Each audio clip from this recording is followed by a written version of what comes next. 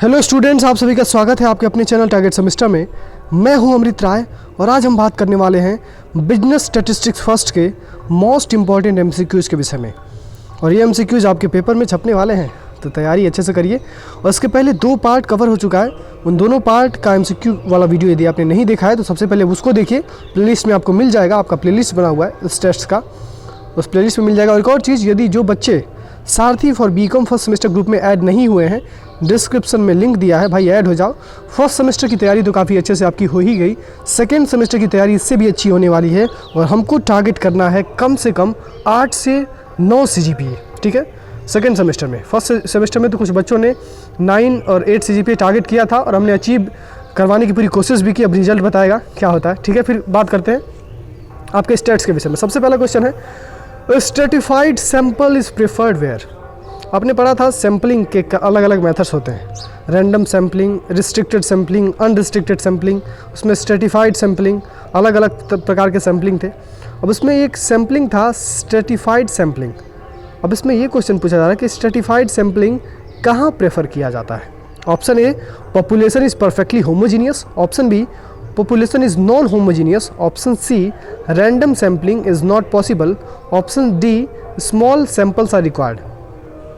यानी stratified sampling का use हम तब करते हैं जब आपका पॉपुलेशन नॉन होमोजीनियस होता है। नॉन होमोजीनियस यानी हेट्रोजीनियस होता है, पॉपुलेशन डिफरेंट होता है, पॉपुलेशन में सेम प्रकार के आइटम्स नहीं होते हैं। तो हम क्या करते हैं, स्ट्रेटिफाइड सैंपल में अलग अलग स्टेटा बनाते हैं, अलग अलग ग्रुप्स बनाते हैं और उन ग्रुप्स में अलग अलग सैंपल्स को रख देते हैं।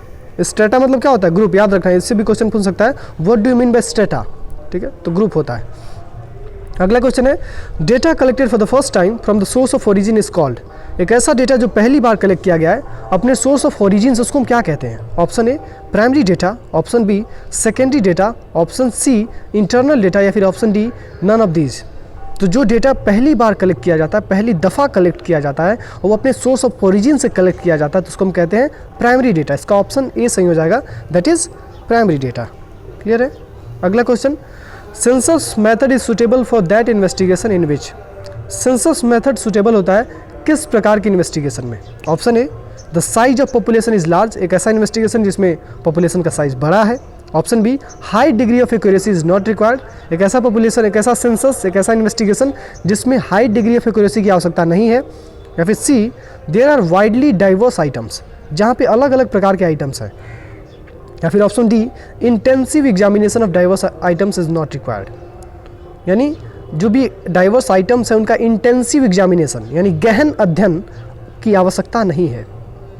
तो भाई सेंसस मेथड तभी सुटेबल होता है जब आपका पॉपुलेशन वाइडली डाइवर्स आइटम से बना हुआ है, ठीक है, जब आपका यूनिवर्स वाइडली डाइवर्स आइटम से बना हुआ है। यूनिवर्स मतलब वो एरिया जहाँ पे आप स्टैटिस्टिक्स का इन्वेस्टिगेशन करने वाले हैं। यूनिवर्स मतलब ब्रह्मांड में समझ लीजिएगा, ठीक है, आप स्टैट्स के स्टूडेंट इतना समझ रहे होंगे। तो आपको याद रखना है कि सेंसस मेथड तब सुटेबल होता है, पहली चीज़ जब आपका एरिया पॉपुलेशन स्मॉल हो, क्योंकि इसमें टाइम ज़्यादा लगता है, कॉस्ट ज़्यादा लगता है। अगर एरिया ज़्यादा रहेगा तो सेंसस मेथड पॉसिबल ही नहीं है। दूसरी चीज़, सेंसस मेथड तब सूटेबल होता है जब आपके जिस भी पर्टिकुलर फील्ड में सेंसस करने वाले हैं, जिस भी पर्टिकुलर फील्ड में इन्वेस्टिगेशन करने वाले हैं, वहाँ के जो भी आइटम्स हैं वो डाइवर्स नेचर के हैं, यानी डिफरेंट हैं, they are completely different from each other. Then in this case you should prefer census method, ठीक है, इससे एक्यूरेसी आपकी बड़ी रहती है। तो इसका ऑप्शन सी हो जाएगा। एक और चीज़ याद रखना है कि जो सेंसस मेथड होता है वो सबसे ज़्यादा एक्यूरेट और सबसे ज़्यादा रिलायबल मेथड होता है, ठीक है। अगला question, which of the following factors are considered when comparison between sampling and census method is made. यानी इसमें से कौन सा कंपैरिजन किया जाता है जब कंपैरिजन फैक्टर काम करते हैं जब सैंपल और सेंसस मेथड के बीच में कंपैरिजन कर रहे होते हैं। Option A, area of survey. Option B, accuracy of data. Option C, cost of collection. या फिर option D, all of these. तो जब भी हम सैम्पलिंग और सेंसस मेथड में से किसी एक को सेलेक्ट करने की बात करते हैं तो इनको कुछ फैक्टर्स में सेलेक्ट किया जाता है। सबसे पहली चीज़ कि हमारा एरिया ऑफ इन्वेस्टिगेशन कितना है, कितने बड़े दायरे में हमको इन्वेस्टिगेशन करना है। यदि बड़ा दायरा है तो सैम्पलिंग प्रेफर करेंगे, यदि छोटा है तो सेंसस प्रेफर करेंगे। दूसरी चीज़, हमको डेटा की एक्यूरेसी लेवल कैसे चाहिए। यदि हमको हाईली एक्यूरेट डेटा चाहिए तो हम सैम्पलिंग कभी नहीं करेंगे, हम करेंगे सेंसस मेथड।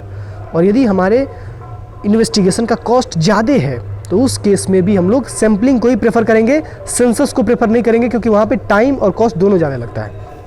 तो इसका ऑप्शन डी सही हो जाएगा। दैट इज़ जब भी हम सैम्पलिंग और सेंसस के कंपैरिजन के विषय में बात करते हैं तो उसको किन किन फैक्टर्स के विषय में देखा जाता है, तो area of survey, cost as well as efforts and accuracy of data. इसका ऑप्शन डी सही हो जाएगा। That is all of this. Clear है? थोड़ा सा ज़्यादा डिस्कशन कर रहे हैं, यदि आपको कोई दिक्कत है डिस्कशन से तो कमेंट सेक्शन में बता दीजिएगा, तो अगली बार से कम डिस्कशन किया जाएगा। ठीक है, अगली चीज़, reliability of sampling data depends on. Sampling data का रिलायबिलिटी किस चीज़ पर निर्भर करता है? Option A size of sample, option B method of sampling, option C training of enumerator, या फिर option D all of these. तो सबसे पहले जब भी सैम्पलिंग की रिलायबिलिटी यानी विश्वसनीयता की बात करते हैं तो वो इन तीनों के तीनों फैक्टर्स पे डिपेंड करता है। वो चाहे सैंपल का साइज हो या फिर सैम्पलिंग का मेथड, आप कौन सा मेथड यूज़ कर रहे हैं, बड़ा इंपॉर्टेंट होता है, क्योंकि सैम्पलिंग के अलग अलग मेथड्स हैं, रैंडम, नॉन रैंडम, स्ट्रेटिफाइड, अलग अलग सैंपल, अलग अलग मेथड्स हैं। अब उसमें कौन सा मेथड किस प्रकार के डेटा के लिए सूटेबल है, उस प्रकार के डेटा के लिए यदि वही मेथड आप यूज़ करें तो फिर अच्छा माना जाएगा। तो रिलायबिलिटी डिपेंड करती है मेथड्स पे भी जो आप सैम्पलिंग में यूज़ करने वाले हैं, साइज पे भी डिपेंड करती है, और जो एन्यूमरेटर है, एन्यूमरेटर यानी वो व्यक्ति जो आपके बिहाफ पे इन्वेस्टिगेशन कर रहा है, ठीक है, डेटा कलेक्ट कर रहा है, उसको हम एन्यूमरेटर कहते हैं। तो एन्यूमरेटर को कैसे ट्रेन किया गया है, this all factor decide the reliability of your sampling data. आपके सैम्पलिंग डेटा की विश्वसनीयता कैसी रहेगी ये डिपेंड करता है कि आपके सैंपल का साइज़ कितना है, आपने कौन सा मेथड को यूज़ किया है, और आपने एन्यूमरेटर को किस लेवल की ट्रेनिंग दी है। ऑप्शन डी इसका सही हो जाएगा। That is all of this. अगला क्वेश्चन है, under random sampling each item of the universe has dash chance of being selected. देखिए बड़ा मज़ेदार क्वेश्चन है। रैंडम सैम्पलिंग क्या होता है? रैंडम सैम्पलिंग यानी एक ऐसा सैम्पलिंग जिसमें हम रैंडमली यूनिवर्स से किन्हीं डेटा को कलेक्ट कर लेते हैं, किन्हीं पर्टिकुलर रिप्रेजेंटेटिव आइटम, डेटा को नहीं, किन्हीं पर्टिकुलर रिप्रेजेंटेटिव आइटम्स को कलेक्ट कर लेते हैं और उसके बेसिस पे हम अपना रिपोर्ट बना देते हैं, तो उसको हम रैंडम सैम्पलिंग कहते हैं। अब इसमें ये क्वेश्चन पूछा जा रहा है कि रैंडम सैम्पलिंग में हर एक यूनिवर्स के हर एक आइटम को सेलेक्ट होने की पॉसिबिलिटी कैसी होती है? ऑप्शन ए इक्वल पॉसिबिलिटी होती है, ऑप्शन बी अनइक्वल पॉसिबिलिटी होती है, या फिर ऑप्शन सी जीरो पॉसिबिलिटी होती है, या फिर कुछ नहीं, नन ऑफ दीज। तो इसमें जब भी आप रैंडम सैम्पलिंग कर रहे होते हैं तो उस केस में हर एक आइटम को सेलेक्ट होने की इक्वल पॉसिबिलिटी होती है, ठीक है। तो इसमें हो जाएगा equal chance of being selected. Whenever you are doing random sampling then each item of the universe has equal chance of being selected. Clear है? अगला क्वेश्चन है, which of the following method is used for the estimation of population in a country. इसमें से कौन सा method use किया जाता है किसी भी कंट्री में पॉपुलेशन को एस्टिमेट करने के लिए, पॉपुलेशन की गणना, जनगणना करने के लिए? इतना समझिए। Option A census method, option B sampling method, option C both A and B, option D none of these. तो हम जब भी बात करते हैं किसी भी कंट्री में पॉपुलेशन के एस्टिमेशन की, तो पॉपुलेशन के एस्टिमेशन के लिए सबसे ज़्यादा अप्रोप्रिएट मेथड होता है सेंसस मेथड। आपको पता होगा कि हमारे देश में भी सेंसस होता है, सेंसस यानी जनगणना, ठीक है। ये होगा। अगला क्वेश्चन है, personal bias is possible under. Personal bias किस कंडीशन में पॉसिबल है, किस प्रकार के सैम्पलिंग में पॉसिबल है? Option A random sampling, option B purposive sampling, option C stratified sampling, या फिर ऑप्शन डी कोटा सैम्पलिंग। तो जो आपका पर्सनल बायसनेस होता है वो आपके परपोजिव सैम्पलिंग में पॉसिबल होता है। याद रखना है क्या, पर्सनल बायस यानी व्यक्तिगत भेदभाव। जो परपोजिव सैम्पलिंग होता है उसमें आप व्यक्तिगत भेदभाव कर सकते हैं। आप किसी आइटम से डेटा कलेक्ट कर सकते हैं, किसी आइटम से डेटा छोड़ सकते हैं, और which depends on your personal biasness. तो इसका ऑप्शन बी सही हो जाएगा। That is personal biasness is possible only under purposive sampling.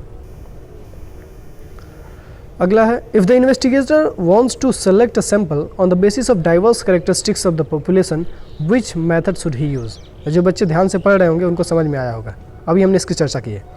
यदि इन्वेस्टिगेटर एक ऐसा सैंपल कलेक्ट करना चाहता है जिसमें पॉपुलेशन के जितने भी आइटम्स हैं उनके डाइवर्स कैरेक्टरिस्टिक्स हैं, यानी सारे के सारे आइटम्स की विशेषताएं अलग हैं। सीधी सीधी बात, आइटम्स के नेचर अलग हैं, यानी हर एक आइटम अलग अलग कैरेक्टरिस्टिक का है। तो उस केस में आपको किस प्रकार का मेथड यूज़ करना चाहिए? Option A convenience sampling method, option B quota sampling method, या फिर option C stratified sampling method, या फिर option D both B and सी।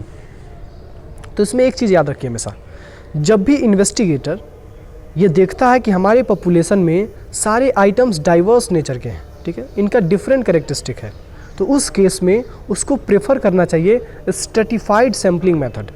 लेकिन इसके साथ साथ वहाँ पे कोटा सैम्पलिंग मेथड भी चल सकता है, ठीक है। कोटा सैम्पलिंग मेथड आप लोग जानते होंगे, जानते हैं जल्दी से कमेंट सेक्शन में बताइए कोटा सैम्पलिंग मेथड क्या होता है। और आप लोग अपने ज्ञान को सीमित मत रखिए, थोड़ा ज्ञान को बांटिए यार, कमेंट सेक्शन में बताओ, अपने दोस्तों से चर्चा करो, तो इससे थोड़ा सा इंटरेस्ट बढ़ेगा पढ़ाई में। आप लोग बस एग्ज़ाम आया पढ़ना शुरू, एग्ज़ाम ख़त्म पढ़ाई से दुश्मनी, ठीक है भाई, दुश्मनी रखो पढ़ाई से, इतनी अच्छी चीज़ नहीं है आप लोगों के लिए, मैं समझ सकता हूँ, लेकिन फिर भी थोड़ी सी दोस्ती तो चलती है ना, थोड़ा सा आप डिस्कस करेंगे क्योंकि आपके करियर के लिए इंपॉर्टेंट है, तो हो जाएगा ये आपका बहुत BNC। आप जब भी डाइवर्स नेचर के आइटम्स हैं आपके यूनिवर्स में, तो आप स्ट्रेटिफाइड सैम्पलिंग भी कर सकते हैं, ज़्यादा अप्रोप्रिएट होता है स्ट्रेटिफाइड सैम्पलिंग, कोटा सैम्पलिंग भी चल जाएगा, ठीक है। अगला है for drawing lottery dash sampling is used. Lottery के लिए कौन सा सैम्पलिंग यूज़ किया जाता है, तो इसमें सब लोग माहिर हैं। लॉटरी में क्या होता है, इक्वल चांस होता है हर एक इंडिविजुअल का सेलेक्ट होने का। अगर लॉटरी आपने लगाई है, हमने लगाई है, पूरी जनता ने लगाई है, तो उसमें से लॉटरी 5-6 लोगों की ही निकलती है। अब उसमें से 5-6 लोग की किसकी लॉटरी निकलेगी किसी को पता नहीं होता है, ठीक है, वो रैंडमली निकलता है, वो आपके भाग्य पे डिपेंड करता है, ठीक है। तो जब भी लॉटरी की हम बात करते हैं तो लॉटरी मेथड में रैंडम सैम्पलिंग मेथड को यूज़ किया जाता है, इसका ऑप्शन ए सही हो जाएगा, दैट इज़ रैंडम सैम्पलिंग। अगला क्वेश्चन है which of the following method is used for the estimation of population in country. अब अगेन अभी चर्चा की हमने, इसमें से कौन सा मेथड यूज़ किया जाता है किसी भी कंट्री में पॉपुलेशन को एस्टिमेट करने के लिए, तो उसका हो जाएगा सेंसस मेथड। किसी भी कंट्री में पॉपुलेशन को एस्टिमेट करना है तो सेंसस मेथड यूज़ किया जाता है। What kind of data are contained in the census of population and national income estimates for the government? इसमें से कौन सा डेटा यूज़ किया जाता है पॉपुलेशन के सेंसस में और नेशनल इनकम के एस्टिमेशन में।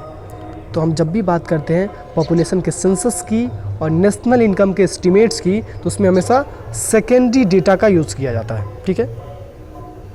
अगला क्वेश्चन है the data collected on the height of a group of student after recording their height with a measuring tape are. यानी हम एक डेटा कलेक्ट कर रहे हैं, सारे स्टूडेंट्स की हाइट नाप रहे हैं एक टेप से, तो उसको हम कौन सा डेटा कहेंगे। Option A primary data, option B continuous data, option C discrete data, option D secondary data. तो आपको पता है कंटिन्यूस डेटा तो कुछ होता नहीं है, डिस्क्रीट डेटा भी नहीं होता है, सेकेंडरी डेटा और प्राइमरी डेटा होता है। तो दो ऑप्शन तो ऐसे ही एलिमिनेट हो गए, कंटिन्यूस और discrete data, option B C. तो ए और डी में क्या होगा, तो भाई हम डेटा जाके खुद कलेक्ट कर रहे हैं, ठीक है ना, खुद हाइट नाप रहे हैं बच्चों का, तो डेटा यहाँ पे क्या किया जा रहा है, सोर्स ऑफ ओरिजिन से पहली बार कलेक्ट किया जा रहा है। Here the data is collected for the very first time, that's why it is a primary data. इसका ऑप्शन ए सही हो जाएगा, दैट इज प्राइमरी डेटा। अगला क्वेश्चन है which of the following is a method of secondary data collection. इसमें से कौन सा सेकेंडरी डेटा कलेक्शन के लिए यूज किया जाने वाला मेथड है। Option A direct personal investigation, option B direct oral investigation, या फिर option C collection of information through questionnaire, या फिर option D none of these. तो जो सेकेंडरी डेटा कलेक्शन के लिए यूज़ किया जाता है वो ना ही डायरेक्ट पर्सनल इन्वेस्टिगेशन होता है, ना ही डायरेक्ट ओरल इन्वेस्टिगेशन होता है, ना ही कलेक्शन ऑफ इन्फॉर्मेशन थ्रू क्वेश्चनएयर होता है, ठीक है ना। हम जब सेकेंडरी डेटा की बात करते हैं तो उसको पब्लिश्ड सोर्स से या अनपब्लिश्ड सोर्स से या फिर और भी अदर सोर्सेज होते हैं उसके माध्यम से हम सेकेंडरी डेटा को कलेक्ट कर सकते हैं। और direct personal investigation, direct oral investigation और ये क्वेश्चनएयर वाला हमेशा किस में आता है, प्राइमरी डेटा के कलेक्शन का मेथड होता है, आपको याद रखना है। इसका ऑप्शन डी सही हो जाएगा। सेकेंडरी डेटा के कलेक्शन के लिए direct oral investigation, direct personal investigation और क्वेश्चनएयर मेथड यूज़ नहीं किया जाता, ये प्राइमरी डेटा के लिए यूज़ किया जाता है। अगला है इन रैंडम सैम्पलिंग क्या होता है। Option A each element has equal chance of being selected, option B sample is always full of bias, option C cost involve is very less, option D cost involve is high. तो यहाँ पे देखिए सबसे पहली चीज़, तीन option तो किसी काम के नहीं है। जब आप रैंडम सैम्पलिंग कर रहे हैं तो वहाँ पे बायसनेस कैसे हो सकता है भाई, बिल्कुल पॉसिबिलिटी ही नहीं है।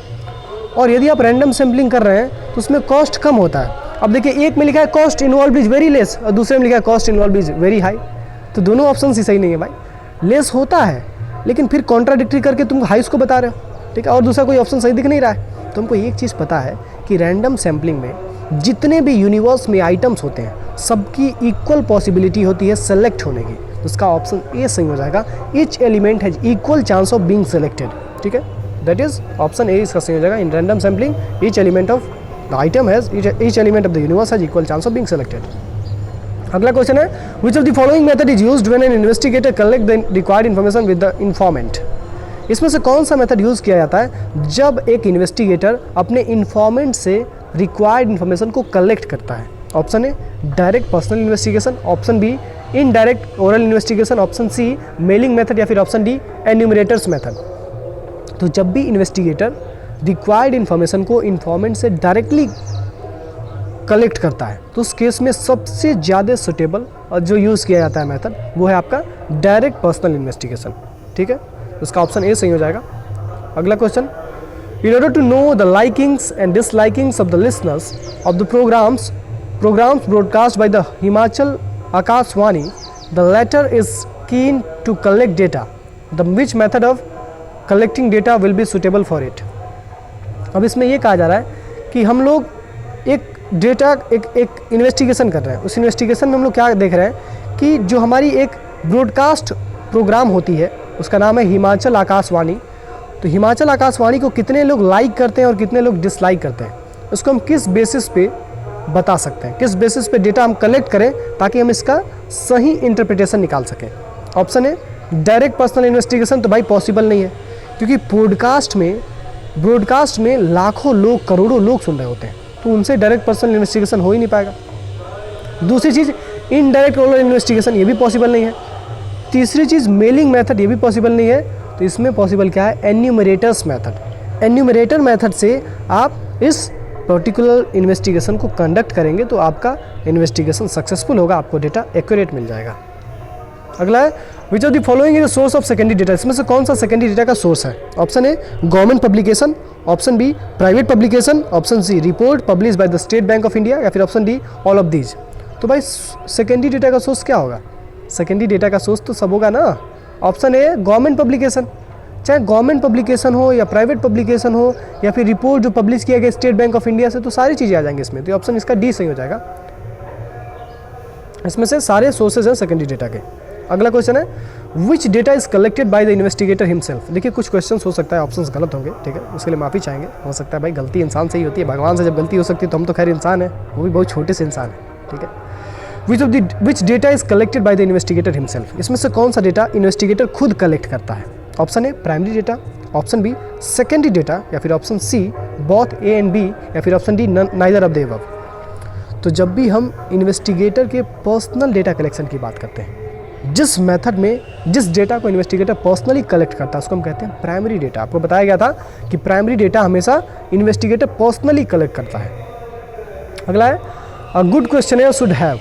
गुड क्वेश्चनेयर, हमने क्वेश्चनेयर को भी पढ़ाया था आपको। जो बच्चे कलेक्शन ऑफ डेटा वाला वीडियो नहीं देखे होंगे, देखिए प्लेलिस्ट आपकी बना दी गई है, उसमें 4-5 वीडियोस आपके 2-3 वीडियोस पहले से चले डाल दिए गए, अभी 3-4 वीडियोस और अपलोड होंगे। आपकी डिमांड होगी तो लाइव क्लास भी लिया जाएगा, क्योंकि लाइव क्लास में देख रहे हैं बच्चों की संख्या कम हो रही है। अब इस चीज़ को देखते हुए हमने सोचा कि रिकॉर्डेड क्लास ही ले लेते हैं, क्योंकि लाइव क्लास में आपको हो सकता है आनंद नहीं आ रहा हो। अब इसमें क्वेश्चन पूछा जा रहा है, अगला question, a good questionnaire should have. एक अच्छे क्वेश्चनेयर में क्या होना चाहिए? Option A minimum questions, option B concise, option C clear या फिर option D all of the above. तो जब भी हम अच्छे क्वेश्चनेयर की बात करते हैं तो अच्छा क्वेश्चनेयर ऐसा होता है जिसमें क्वेश्चंस की संख्या कम होती है, क्योंकि जो व्यक्ति रिस्पोंडेंट है वो इरिटेट ना हो आपके क्वेश्चनेयर को पढ़ के, वो सोचे यार कितना प्रश्न पूछ दिया यार, दिमाग खराब करके रख दिया।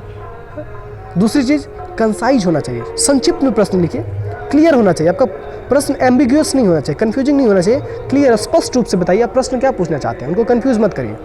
तो ये सारे के सारे कैरेक्टरिस्टिक्स होते हैं अच्छे क्वेश्चनेयर के। आपको कम क्वेश्चन भी पूछना है, आपको कंसाइज भी करना है अपने क्वेश्चनेयर को, और अपने क्वेश्चनेयर को क्लियर भी रखना है सारे क्वेश्चंस को। अगला है data collected from the Times of India as an example of. हमने एक डेटा कलेक्ट किया है टाइम्स ऑफ इंडिया का, टाइम्स ऑफ इंडिया से, उसको हम किस डेटा का एग्जाम्पल कहेंगे? Option A primary data, option B secondary data, इसमें तो माहिर हैं आप लोग, option C none of these या फिर ऑप्शन डी सेंसस। तो जब भी हम किसी भी सोर्स से डेटा कलेक्ट कर रहे हैं, सोर्स से कलेक्ट कर रहे हैं, ध्यान देना है, ठीक है ना। ऑलरेडी टाइम्स ऑफ इंडिया ने उस पर्टिकुलर चीज़ पे इन्वेस्टिगेशन किया होगा, अब हम डेटा बाद में कलेक्ट कर रहे हैं, तो वो हो जाएगा सेकेंडरी डेटा। ऑप्शन बी इसका सही हो जाएगा, इसमें तो आप लोग महारथी हैं। अगला data collected on religion from the census reports are. हम सेंसस रिपोर्ट से डेटा कलेक्ट कर रहे हैं रिलीजन के विषय में कि कितने लोग किस धर्म के हैं, तो ये कौन सा डेटा हुआ? Option A sample data, option B secondary data, option C primary data, option D either A or B. तो भाई सैंपल डेटा कभी सुना है क्या? सैंपल डेटा सुना है? हमने तो नहीं सुना है। हाँ है, सैंपल डेटा है, लेकिन आपके सिलेबस में नहीं है वैसे।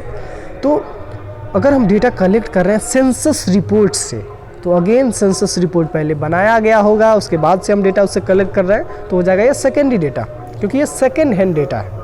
ठीक है, एक और चीज़ क्वेश्चन पूछा जा सकता है कि which data is also called a second hand data. तो जो सेकेंडरी डेटा होता है उसको हम सेकेंड हैंड डेटा भी कहते हैं, और जो प्राइमरी डेटा होता है उसको हम फर्स्ट हैंड डेटा या फिर ओरिजिनल डेटा भी कहते हैं, ये भी याद रखना है। अगला है which of the following is a merit of good questioner. इसमें से कौन सा गुड क्वेश्चनियर का मेरिट होता है, यानी उसकी पॉजिटिव चीज़ें होती हैं? ऑप्शन ए डिफिकल्टी, भाई डिफिकल्टी होगी तो कैसे मेरिट हो गया ये? Option B less number of questions, हाँ ये तो ठीक लग रहा है। Option B not in proper order, अरे भाई प्रॉपर ऑर्डर में नहीं रख रहे हो, कह रहे हो मेरिट है।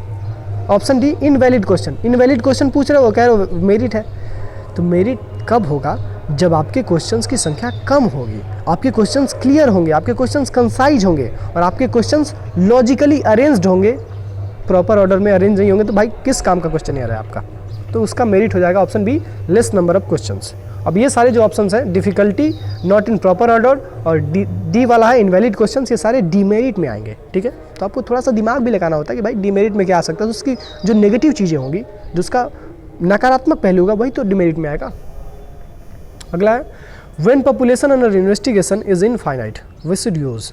यदि हम जिस भी डेटा का, जिस भी इन्वेस्टिगेशन को कंडक्ट कर रहे हैं, उस इन्वेस्टिगेशन में जो पॉपुलेशन है वो इनफाइनाइट है, यानी अनंत है, तो हमको किस प्रकार के मेथड को यूज़ करना चाहिए? Option A sample method, option B census method, option C either census or sample, option D neither census nor sample.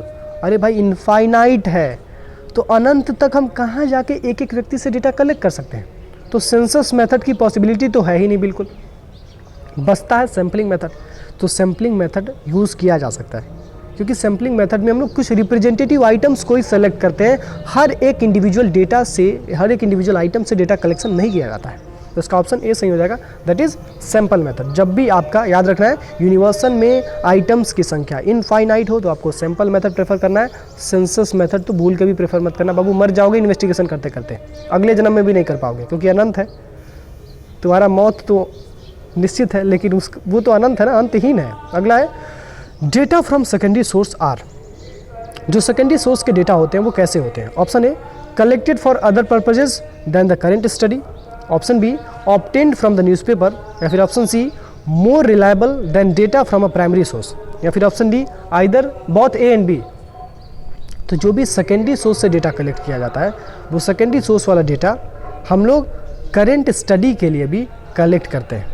ठीक है, दूसरी चीज़ हम इसको न्यूज़पेपर से भी ऑब्टेन कर सकते हैं, लेकिन क्या सेकेंडरी डेटा प्राइमरी सोर्स से कलेक्ट किया जाता है? अरे यार, जब प्राइमरी सोर्स से कलेक्ट किया जाएगा तो सेकेंडरी डेटा थोड़ा ना होगा, वो तो प्राइमरी डेटा होगा ना।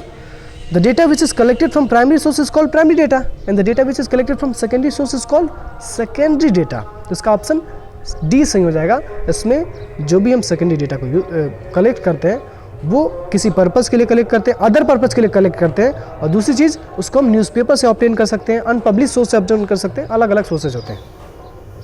अगला है sample study is useful. Sample study कब यूजफुल होता है? Option A when population is not completely known, option B as it is easy to handle samples, option C as results are more reliable, या फिर option D it is cheap. तो sample study तब useful होता है जब आपका population के विषय में कंप्लीट नॉलेज नहीं होता है, पूरी जानकारी नहीं होती है। तो आप क्या करते हैं, आप कुछ रिप्रेजेंटेटिव आइटम्स को सेलेक्ट कर लेते हैं और उन्हीं को सैंपल मान के आप अपना रिपोर्ट तैयार कर लेते हैं। तो इसका ऑप्शन ए सही हो जाएगा। Whenever the population is not completely known you have to conduct sample study. अगला है which method of collection of data. अच्छा, क्वेश्चन ज़्यादा हैं क्या? ऐसा तो नहीं ना कि आप लोग थक गए हैं? नहीं, अभी 2-4 क्वेश्चन ही बचे हैं, देख लेते हैं।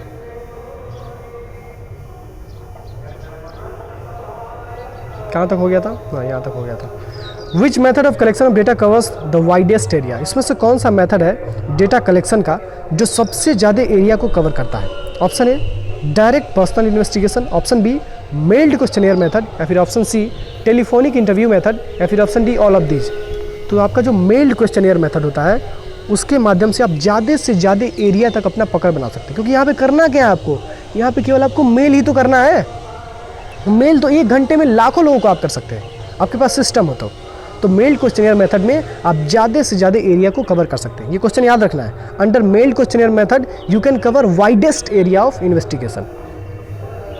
अगला है data collected on religion from the census report. वही क्वेश्चन रिपीट हुआ है, वो डेटा जो हम लोग कलेक्ट कर रहे हैं सेंसस रिपोर्ट से रिलीजन के लिए, तो वो हो जाएगा आपका सेकेंडरी डेटा, ऑप्शन ए सही हो जाएगा। अगला है it is best to use a census while conducting a survey if.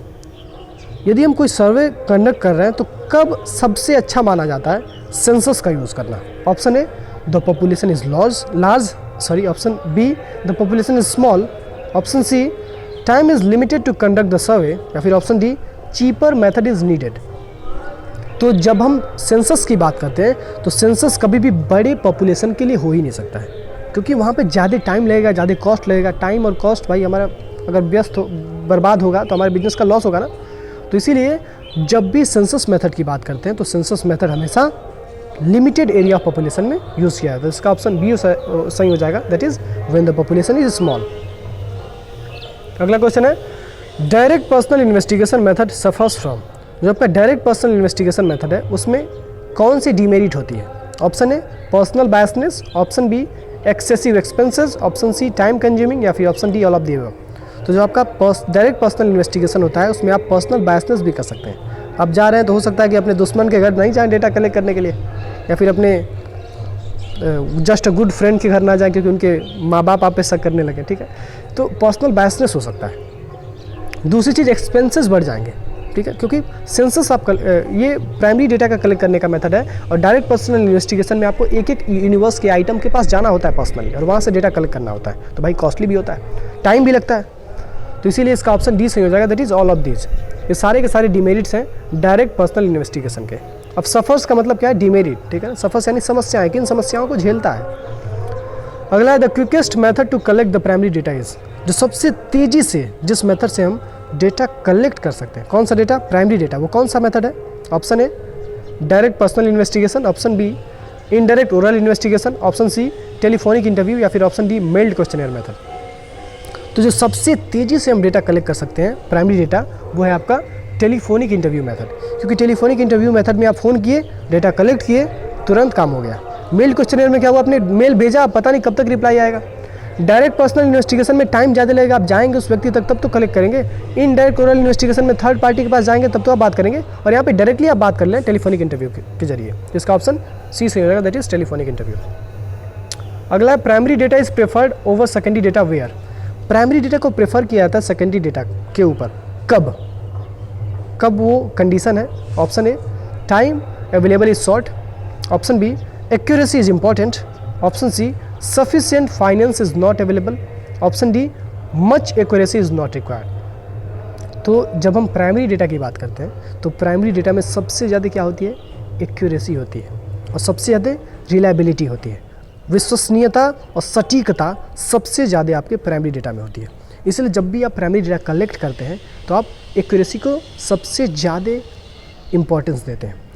अब हम सेकेंडरी डेटा के ऊपर प्राइमरी डेटा को कब रख सकते हैं, जब हमारे लिए एक्यूरेसी सबसे ज़्यादा इंपॉर्टेंट हो। ऑप्शन बी इसका सही हो जाएगा, एक्यूरेसी इज इंपॉर्टेंट। अगला schedules are filed by the. Schedules किसके द्वारा फाइल किया जाता है। Option A investigator, option B enumerator, option C informant, या फिर option D none of these. तो जब भी शेड्यूल के फाइलिंग की बात करते हैं तो शेड्यूल हमेशा फाइल किया जाता है किसके द्वारा, एन्यूमरेटर के द्वारा। एन्यूमरेटर यानी एक ऐसा व्यक्ति जो इन्वेस्टिगेटर के बिहाफ पे डेटा कलेक्शन का काम कर रहा है। अगला है after every 10 years information regarding population of India is collected through. हर 10 साल के बाद हमारे देश में पॉपुलेशन की जो जनगणना होती है, पॉपुलेशन का जो इन्वेस्टिगेशन होता है कि डेटा कलेक्शन होता है, वो किस मेथड से किया जाता है। Option A census, option B sample, option C both A and B, option D neither of the above. तो आपको पता है, इसमें तो आप लोग माहिर हैं कि जब भी हम बात करते हैं पॉपुलेशन के कलेक्शन की, पॉपुलेशन के डेटा कलेक्शन की, तो हमेशा सेंसस मेथड ही वहाँ पे प्रेफर किया जाता है। अगला है which method of collection of data covers the widest area. इसमें से कौन सा डेटा कलेक्शन का मेथड है जिसमें सबसे ज़्यादा एरिया को कवर करते हैं। तो अभी हमने आपको बताया mailed questionnaire method, option C B इसका सही हो जाएगा, that is mailed questionnaire method. अब जो बच्चे Sarathi for BCom first semester group में ऐड नहीं है तो जल्दी से डिस्क्रिप्शन में लिंक दिया है, ऐड हो जाओ। और यदि हमारी एफर्ट्स आपको अच्छे लगते हैं तो भाई लाइक ठोक दो। आपके लाइक से बहुत ज़्यादा मोटिवेशन मिलता है, ऐसा लगता है कि हम जो भी काम कर रहे हैं वो काम हमारा अच्छा है, सार्थक है, और वो जो डिलीवर हो रहा है जिस व्यक्ति को, वो व्यक्ति हमसे संतुष्ट है। तो आपकी संतुष्टि का प्रतीक है आपका लाइक, तो लाइक ज़रूर करिए और कमेंट ज़रूर करिए। जो भी आपकी समस्याएं हैं, बिल्कुल समस्याएं आपकी सॉल्व की जाएंगी, हमसे जितना भी हो सकता है, जितना नहीं भी हो सकता है वो भी हम लोग कोशिश करेंगे, ठीक है। फिर मिलते हैं अगले लेक्चर में।